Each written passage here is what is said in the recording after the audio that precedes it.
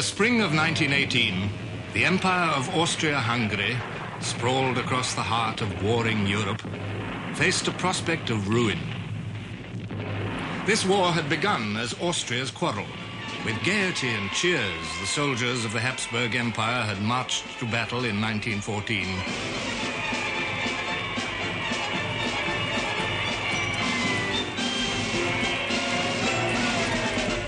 The first enemy was Serbia, the impudent Slav kingdom over the border. The crushing of Serbia would be a warning to all the races under Austrian rule whose national ambitions were coming to the boil. But war with Serbia meant war with Russia. Harsh realities soon dispelled the Habsburg dream. In 1914, when the Austrian armies marched to aid their German allies against Russian invasion, they met with disaster.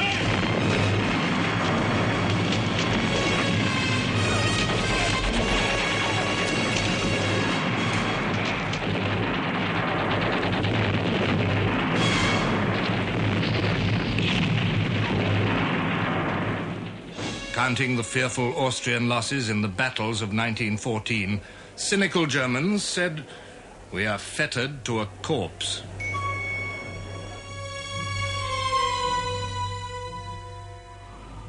Yet, somehow, the corpse revived.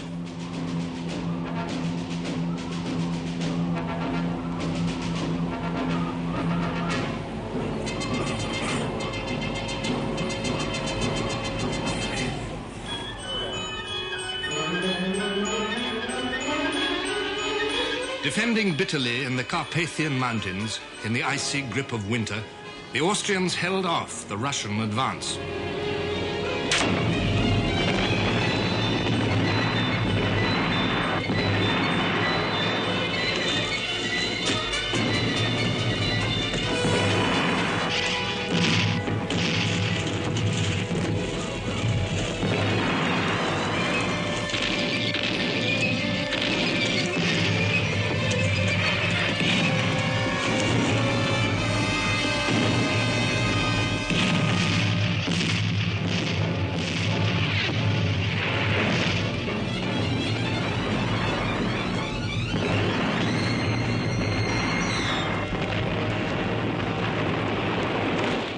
In 1915, Austrians and Germans together hurled the Russians out of Galicia. And at last, with German and Bulgarian help, the Austrians defeated the obstinate Serbs and overran their country.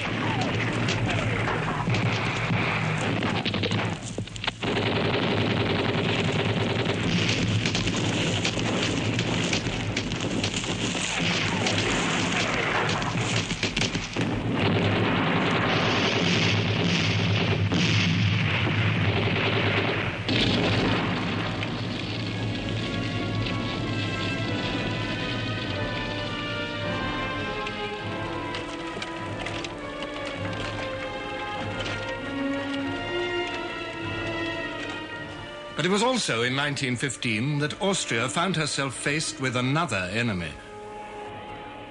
Italy, after long hesitation and tempted by promises of territorial gains after the war, joined the Allies. The Italian Prime Minister called this policy sacro egoismo, sacred egoism. For the first time in history, the outposts of two great armies faced each other across the Alpine peaks.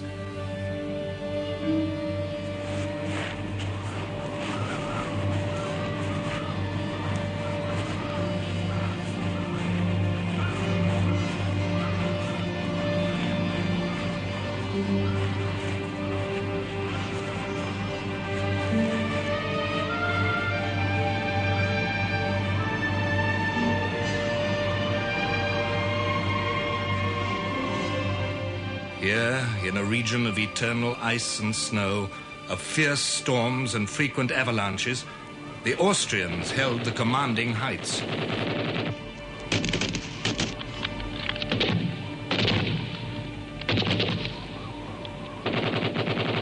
Food and munitions, everything that the armies needed had to be supplied by cable railway or by patient mules. But it was against the eastern frontier that General Cadorna, the Italian chief of staff, threw his troops. His objective was the port of Trieste. The way to Trieste, across the river Isonzo, was blocked by 3 high plateaus.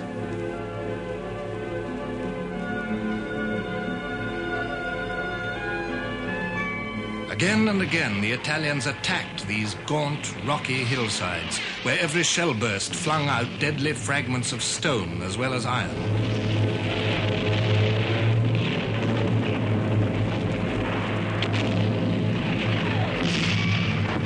It was a battlefield, wrote Hindenburg, equal in desolation and horror to the Western Front. Indeed, in many respects, worse.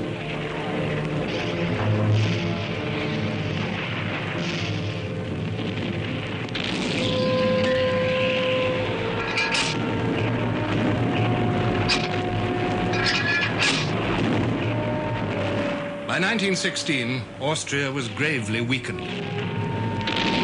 In the summer of that year, another Russian offensive under General Brusilov smashed through the front in Galicia.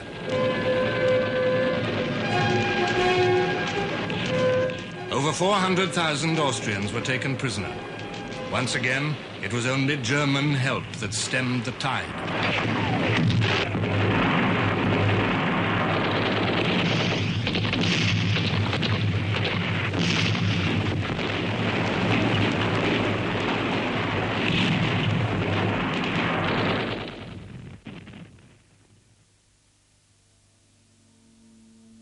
At the end of 1916, the Emperor Franz Joseph died.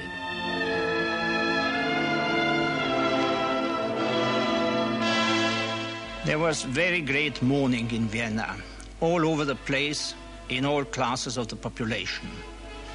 Everybody felt a personal loss. When, a few days after, the funeral of the emperor took place, the streets were filled, the houses, the shops, even some lampposts were draped in black. We looked at the funeral with a sort of personal grief.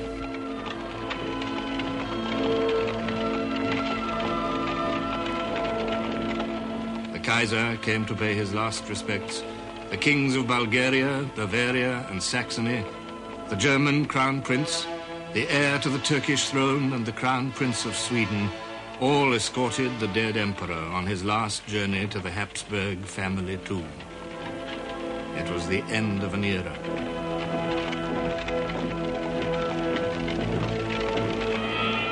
The new emperor, Karl, faced the ruin war had brought on his once great empire.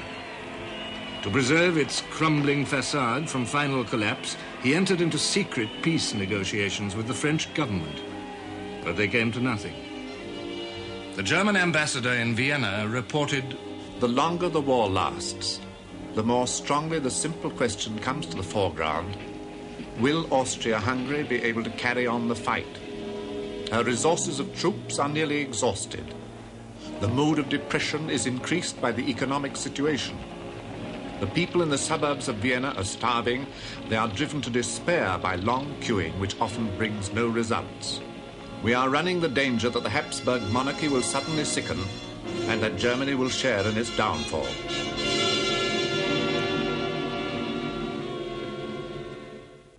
the harsh realities of the war had bound the Habsburg Empire inextricably to Germany. Ludendorff decided, the Austrian-Hungarian armies needed stiffening by German troops in order to prevent the collapse of Austria-Hungary. To send German divisions for purely defensive purposes is not a measure corresponding to our serious situation. The Austrian High Command must understand it is necessary to take the offensive. a spearhead of 7 Austrian and 8 German divisions under command of a German general were assembled secretly in the mountains in the northern reaches of the Isonzo. Their objective was to break out of the mountains into the Venetian plain.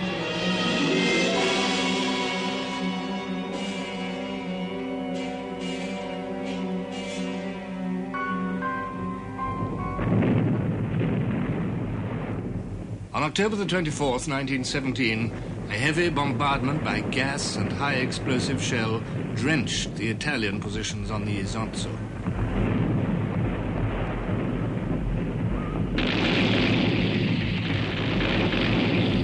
The Italian trenches, dugouts and shelters were overwhelmed in a hurricane of fire. All communications to the rear were destroyed.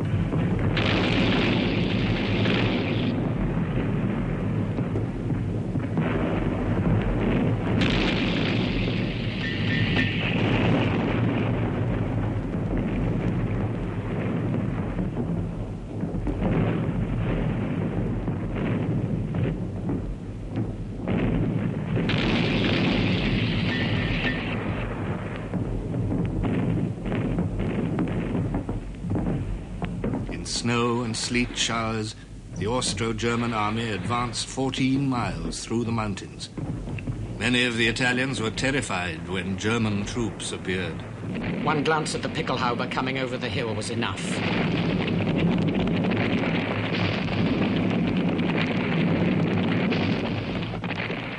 By the end of the first day, the enemy had crossed the Isonzo, captured the key village of Caporetto, and taken 30,000 prisoners. The Italian Second Army was smashed and in headlong retreat. It was impossible for us even to think of abandoning these positions that had cost hundreds or thousands of our lives, to leave our dead there. We just couldn't believe it. Still, we had to withdraw. An attempt was made to stand on the Tagliamento River, 30 miles back, but the enemy crossed by a half-destroyed bridge.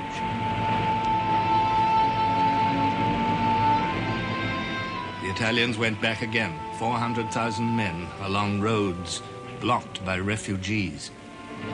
One of the most tiresome things, from a military point of view, were the Austrian motorcyclists and sidecars with light machine guns that used to appear from nowhere and disappeared to nowhere after machine gunning a convoy or a crowd of refugees. And we felt the whole time kind of shame that we had been defeated. Through the exhausted and beaten army, the word passed round. Andiamo a casa. We're going home. By 1917, the majority of Italian soldiers were weary of the war. An English officer wrote, "They were desperately tired, physically and spiritually. Their food was insufficient and was continually reduced. They had to march for days to the trenches and back heavily laden. They were often at the mercy of stupid and brutal commanders who maintained discipline by means of bestial punishment. They got a few days' leave once a year, 2 postcards a week to write home. No amusements, no relaxation, no rest." On the Piave River, a mere 15 miles from Venice, Cadorna managed to rally his troops. "We have taken the inflexible decision to defend here the honor of Italy. The Italian nation commands us to die and not to yield."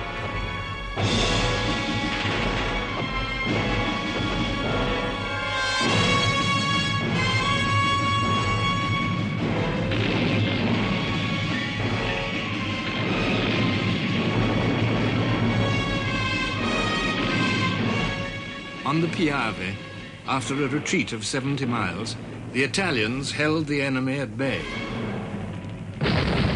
In under 3 weeks, they had lost 400,000 men, of whom 360,000 were either prisoners or deserters.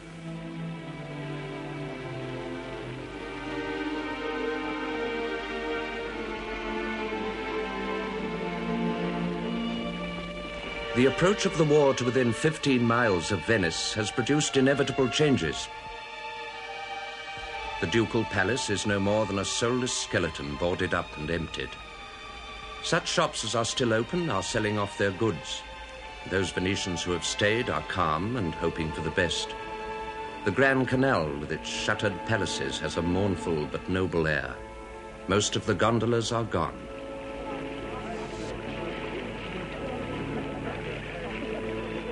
Five British and 6 French divisions were sent to Italy.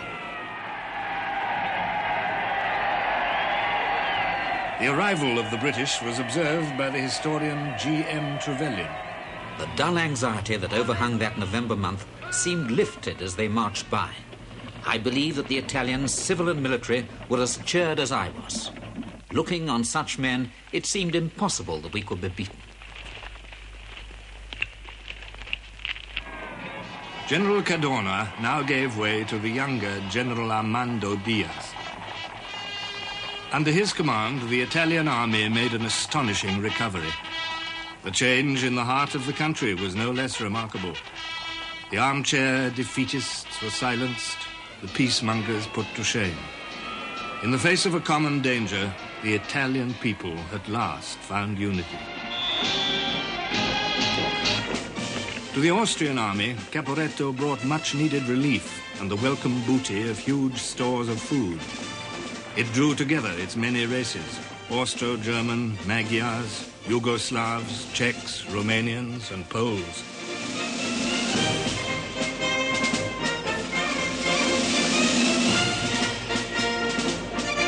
Morale improved. For a while, the troops could relax on full stomachs. But at home, there was no such unity. In the winter of 1917, the mutual dislikes of the different races throughout the empire was intensified by the unequal distribution of food. Vienna was starving, while Budapest had something to spare. The harvest was a failure. The administration, chaotic. The rations became smaller and smaller as the war went on, and the black market flourished.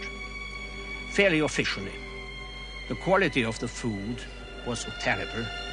Bread, for instance, gave many people some eczema.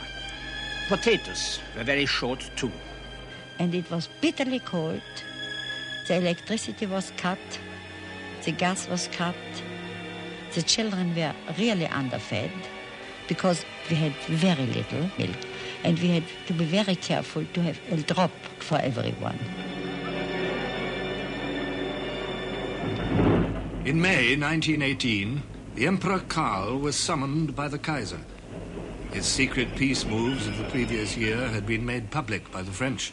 His duplicity towards his German ally stood revealed. Now the Germans demanded that the Austrians attack again in Italy in support of their own offensive in France.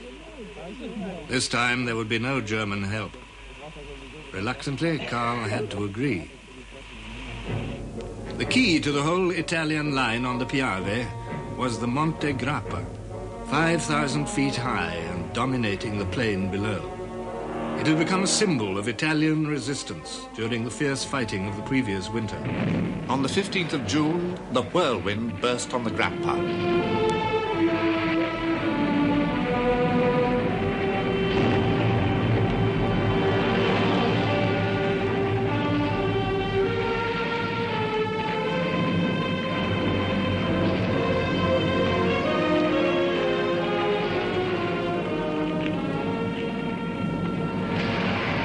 Within 5 hours, our defences were smashed, 3 of the key positions were lost, the Austrians looked down on Bassano.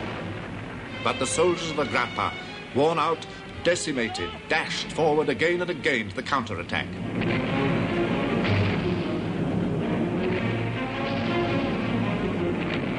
In 24 hours, all was over, and we could think of the Piave as inviolate. Elsewhere, the Austrian attacks made some headway against 2 British divisions in the Asiago Plateau. Further east still, they crossed the Piave on a 15-mile front. But the attacks had been spread over too wide a frontage. The Austrians were short of ammunition, short of transport, short of food. Worst of all, the Piave now rose in flood. Within 3 days, counterattacks had thrown them back across the river, with the loss of 150,000 men.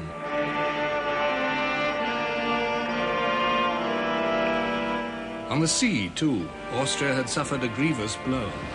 2 Italian boats on patrol in the Adriatic torpedoed the dreadnought Sentish-Van, one of the most powerful ships in the Austrian navy. The disaster hastened the end of Austrian hopes.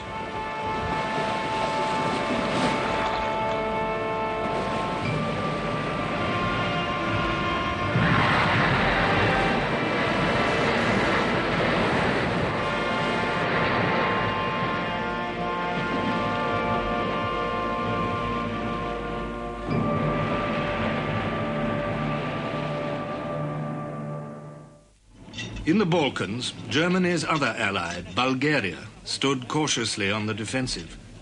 Like Italy, Bulgaria had entered the war for territorial gain at the expense of her old enemy, Serbia. In 1915, as the Germans and Austrians invaded Serbia from the north, Bulgaria struck at her flank.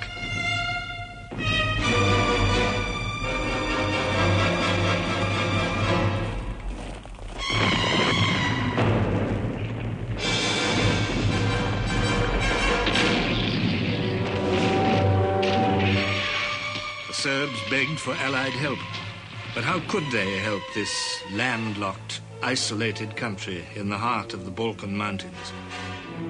Only with the aid of Serbia's ally, Greece. At the invitation of the Greek Prime Minister, Venizelos, British and French troops landed at Salonika.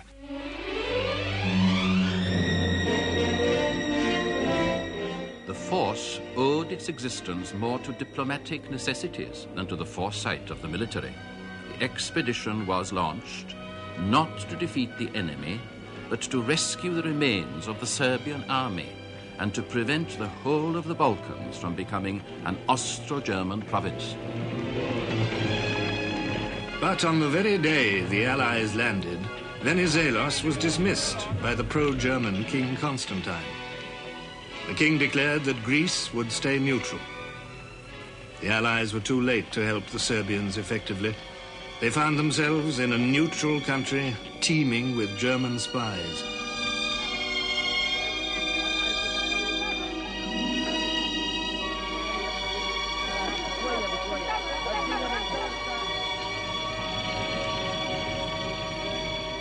In the bare hills north of Salonika, they entrenched in a vast camp, known ironically as the Bird Cage. Here they waited for the Bulgarians and Germans to advance. But they did not come. All we prayed for and hoped for was, let us have some action. Let us get into things. Let us do something. We joined the army to fight for the old country, not to plouter about and dig trenches. As the troops in the Bird Cage dug and made roads, reinforcements poured into Salonika.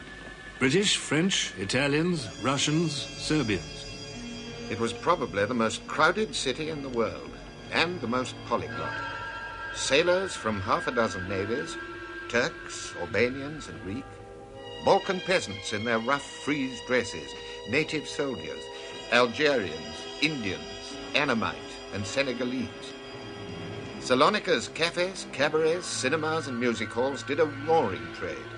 There were never quite enough for the thousands of strangers within the gates of the city.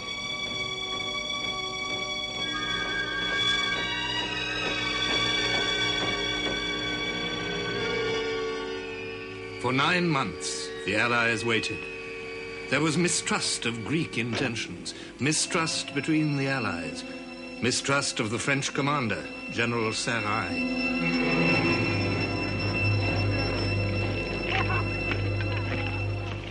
At last, in the early summer of 1916, the armies advanced north towards the distant mountains.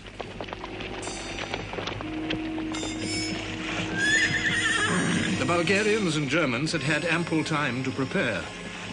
Everywhere they held the heights in great strength.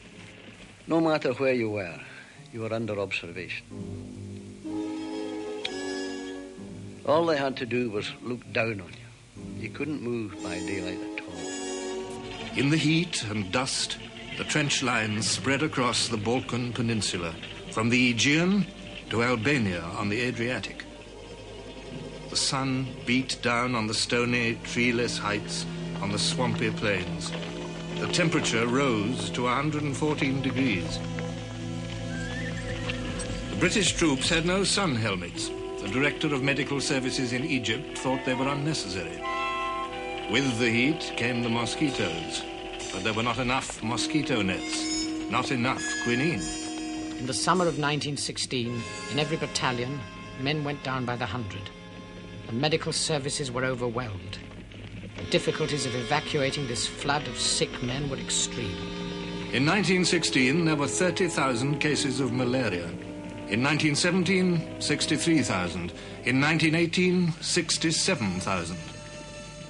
It was then when you had an attack of malaria and you had, as a result, a chronic fit of depression, that it was hardest to keep one's reason. Long hours in the line, in one's lonely dugout, as one sat there and thought, shall I ever see home again and the people I love? That was the most dangerous moment for any man to have to face. And some poor chaps couldn't face it and shot themselves. The British Army felt abandoned, forgotten. We are far out of the limelight. People ask, what on earth is the Salonical Army doing? Lloyd George wrote, Our Balkan force remained a miserable Cinderella among the Allied armies. The British War Office never loved it. The campaign was a wretched story of neglect, delay, and official bungling of essential supplies. Winter brought a new enemy, cold. Day and night, the armies of both sides were exposed to the full blast of the blinding sleet, the icy wind. The temperature fell to 35 degrees below freezing. Men went down by the score with frostbite. The German High Command were content to remain on the defensive and let the Bulgarians hold the line. It was more advantageous to know that 300,000 of the enemy were being chained to that distant region than drive them from the Balkan Peninsula and thence to the French theatre of war. The Germans had other preoccupations in the Balkans. In 1916, Romania declared war on the Central Powers, and Bulgaria found herself with an enemy on her northern frontier. But Romanian ambitions exceeded their powers. The trouble is we are such babies, so unlearned in the art of war, wrote the Queen of Romania. She herself set an example befitting a granddaughter of Queen Victoria, distributing sweets, cigarettes, little crosses, and holy pictures.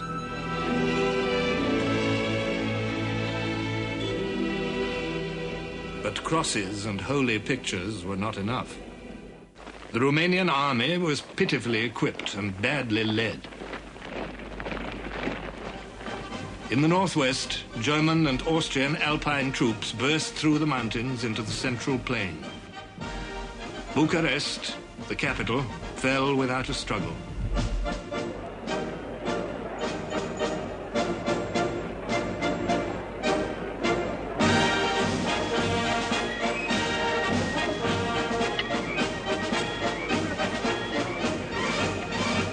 In the south, Field Marshal Mackensen, with a mixed force of Germans, Bulgarians, and Turks, had pushed up the Danube towards its mouth and captured the Black Sea port of Constanza.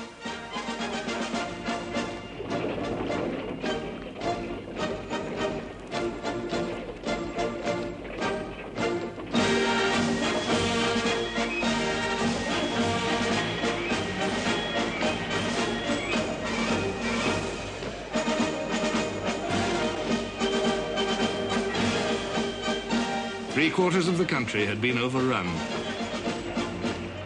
And the following year, the Romanians sued for peace.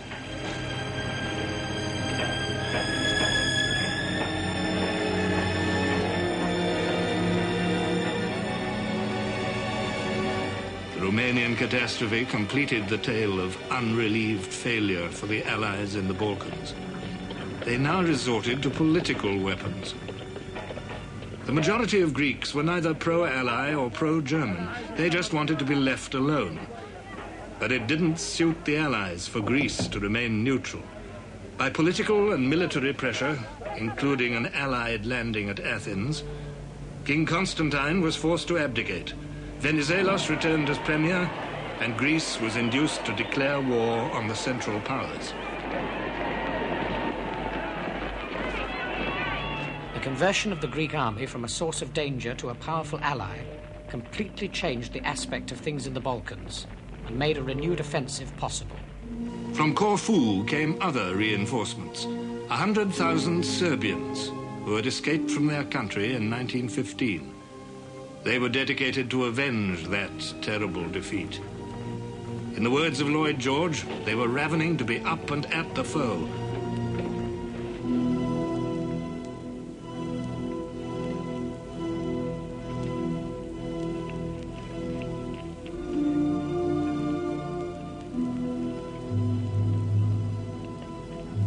Now mighty events elsewhere impinged on the Macedonian front. German defeats in the west had undermined Bulgaria's will to resist. Her peasant soldiers were weary of the war. They'd lived for too long on red garlic soup and maize bread. They'd suffered too long in the mountains without boots, without coats. There was no longer a German army to stiffen their morale. They began to slip away from the front to their neglected farms.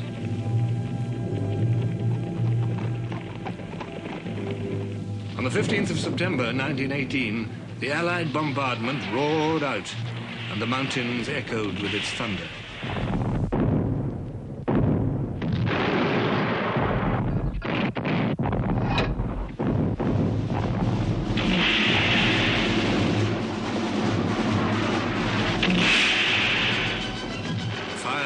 Spread swiftly from west to east as French, Serbians, Italians, Greeks, and British attacked the walls of rock that faced them.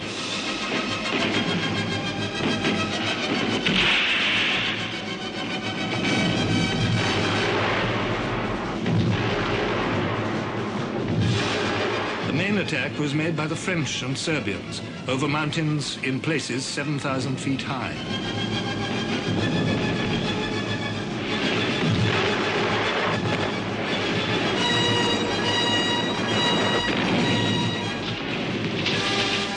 Within a week, the Serbian army, inspired by the sight of their homeland, had stormed through the mountains to the valleys beyond. Now they were retracing the path of their bitter retreat 3 long years before. Velez, Skopje, Uskub, Niš, the towns of Serbia returned one after another into their hands.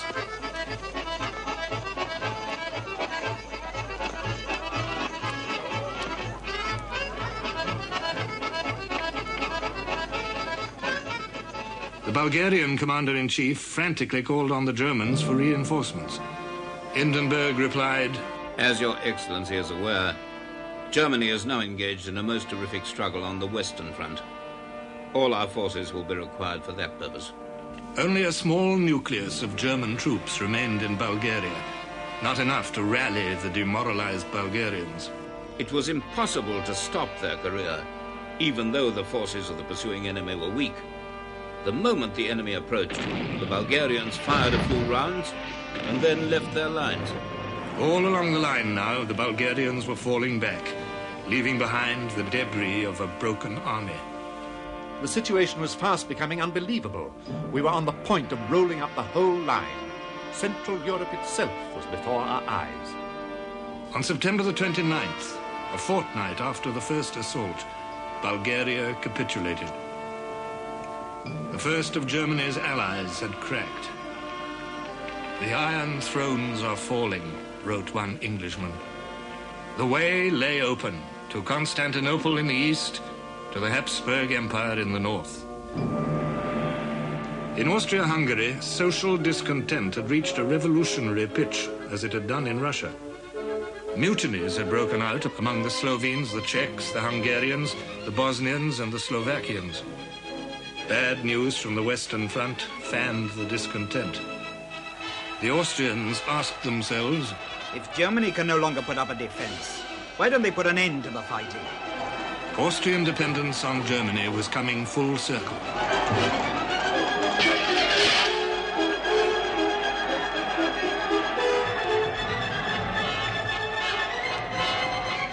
Endurance was stretched to breaking point. One soldier wrote to his mother, "The life is unworthy of any human being. I ask myself how the motley collection of older men and young boys in their front positions endure this life. Insufficient food, tattered uniforms, no possibility of keeping oneself clean. I feel convinced that we can't go on like this."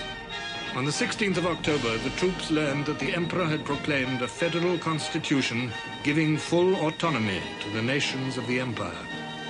It was too late. One after another, the peoples of the Empire cast off the Habsburg yoke. First the Czechoslovaks, then the Yugoslavs and the Hungarians proclaimed themselves as independent states. The tottering empire was splitting asunder. After 4 years, the shot at Sarajevo had at last achieved its true purpose. On the 24th of October, the anniversary of Caporetto, the Allies attacked in Italy.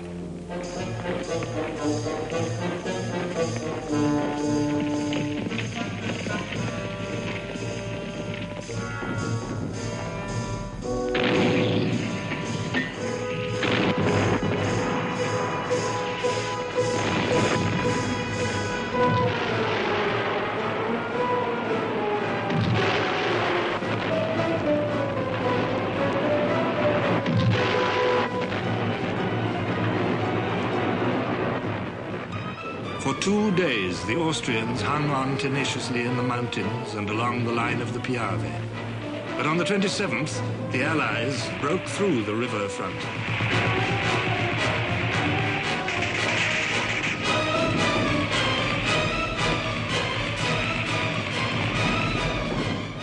Three days later, cavalry and armored cars reached Vittorio Veneto, the Austrian headquarters. The retreat had turned into a rout.